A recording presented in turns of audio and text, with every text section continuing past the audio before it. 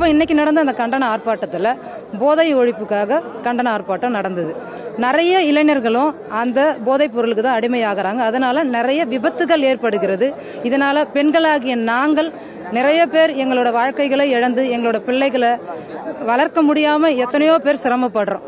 இதெல்லாம் ஒரு நடைமுறைக்கு வரணும். ஆனா இது வரைக்கும் 50 ஆண்டு அரசியல் அனுபவம் இருக்குன்னு சொல்ற இதே ஸ்டாலின் ஐயா இந்த 50 ஆண்டுல இந்த மது ஒழிப்புக்கு எதுவும் பண்ணல.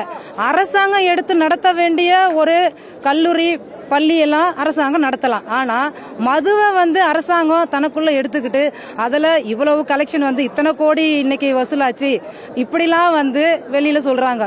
இதை சொல்றது நம்ம தமிழ்நாட்டுக்கும் நல்லதில்லை, தமிழ்நாட்டில் வாழ்கின்ற மக்களுக்கும் இது நல்லது இல்லை. ஆனா வருகின்ற இந்த 2026ல நீங்க தளபதிக்கு ஓட் போட்டு அவரை முதல்வரா நாம அந்த அரியணையில அமர செய்தால் இந்த 5 ஆண்டுகளுக்குள்ள நிறைய இப்போ ஸ்கூல் பிள்ளைங்க போற வழியில தான் மது கடை வச்சிருக்காங்க. அதே காலேஜ் பிள்ளைங்க போயிட்டு வர, அதே பெண்கள் போயிட்டு வர இடத்துல தான் மது கடைகள் இருக்கு. இப்படிப்பட்ட இடத்துல இருக்கிறதெல்லாம் வந்த உடனே தளபதி அதை முதல்ல முடக்கி அதை ரத்து செய்வாரு.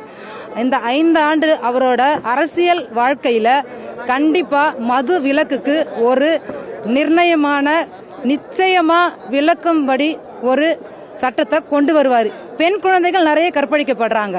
கேட்டா என்ன சொல்றாங்க? பெண்களோட உட சரியில்லை, நட சரியில்லைன்றாங்க. ஏங்க இந்த 50 ஆண்டு உங்களோட அரசியல் வாழ்க்கையில பின்னோக்கி போய் எல்லா செய்திகளையும் கொஞ்சம் உற்று கவனித்து பாருங்க. எத்தனை குழந்தைகள் கற்பழிக்கப்பட்டிருக்கு. அப்ப அந்த குழந்தைகள் என்ன ட்ரெஸ் போட்டுச்சு, என்ன உடையில போச்சு, ஏன் அந்த குழந்தைகளை கூட கற்பழிக்கிறாங்க? இதுக்கு அண்ணல் அம்பேத்கர் இப்ப இருந்திருந்தா கண்டிப்பா அந்த சட்டத்தை அவர் கொண்டு வந்திருப்பாரு. ஆனா அண்ணல் அம்பேத்கர் இல்ல. அண்ணல் அம்பேத்கரா நின்னு நம்ம தளபதி அவர்கள் வருகின்ற இந்த ஆண்டுல அந்த சட்டத்தை பெண் குழந்தை கற்பழிக்கப்பட்டால் கண்டிப்பாக அந்த வாலிபனுக்கு குடும்பத்தோட தண்டனை வகுக்கப்படும் அப்படின்ற ஒரு சட்டத்தை கண்டிப்பா கொண்டு வருவாரு. இதனால பெண்களாகிய நாங்கள் பெற்றெடுத்திருக்கிற பெண் குழந்தைகளும் பாதுகாப்பா இருக்கோம். நீங்க மனதில் வச்சுட்டு கண்டிப்பா ஒரு மாற்றம் வேணும். இத்தனை ஆண்டு 50 ஆண்டு இருக்கீங்க இல்லையா, எந்த மாற்றமும் வரல. சரி, நீங்க ஒரு சேலஞ்சா எடுத்துக்கோங்க. மக்கள் இவர் என்னதான் செய்யறாரு, என்னதான் மாற்றத்தை கொண்டு வராரு பார்க்கலாம் அப்படின்னு ஒரு சேலஞ்சோட அவரை நீங்க வரவைங்க பார்க்கலாம். நீங்க வர வச்சீங்கன்னா வெற்றியை நீங்களே பார்ப்பீங்க. என்ன நன்மைகள் நடக்குது என்பதையும் உங்கள் கண்களாலே நீங்க காணுவீங்க.